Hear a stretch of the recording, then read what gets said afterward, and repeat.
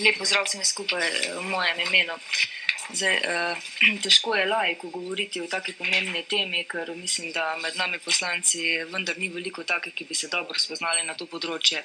Zagotovo pa se strinjam z bolj kot ne celotno slovensko javnostjo in tudi z predlagateljem, da na trgu z zdravili vlada zmeda in da sedanja ureditev ni najboljša in da je potrebno pristopiti k spremembam, saj sedanja ureditev omogoča dogovarjanje, vendar mislim, da tudi ta zakon z takimi rešitvami ne onemogoča pa potem naprej dogovarjanje tudi teh veletrgovcev.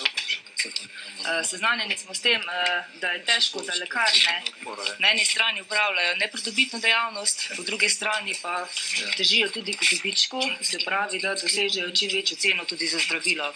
Vse lekarne mislim, da bolj kot ne imajo dobičke. Zdaj ne vem, a se to ustvarja večino iz te dodatne dejavnosti ali pa tudi iz prodaje zdravil, saj kot uporabnica pa mi je znano, da je čedalje več zdravil potrebno tudi doplačevati. In mislim, da bi morala zakon upoštevati takšno rešitev, ki bo onemogočila ta nasprotujoče se interese, predvsem pa tudi, da bo nekako zavezana tudi k javnimi naročili oziroma da bo za uporabnika to pomenilo kakovostno storitev za najnižjo ceno.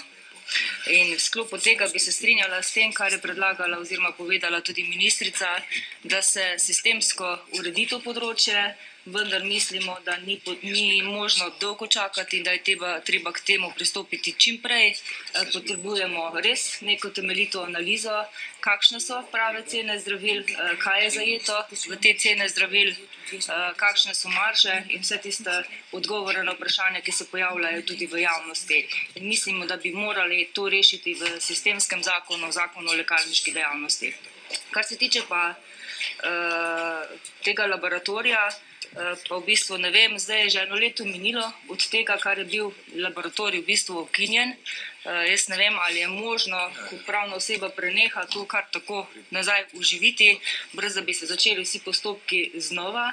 Po drugi strani pa imamo zagotovila, da sedanji laboratorij vseeno deluje na vseh 3 lokacijah, se pravi Ljubljani, Mariboru in Novem mestu in da je tudi prevzel večji del ljudi in da v bistvu se dela vse na tem, da se v letošnjem letu pridobijo tudi vsi ustrezni certifikati oziroma vse ostalo, kar je potrebno za to, da to tudi nemoteno deluje naprej.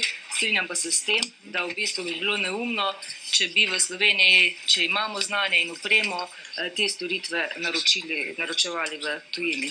Hvala.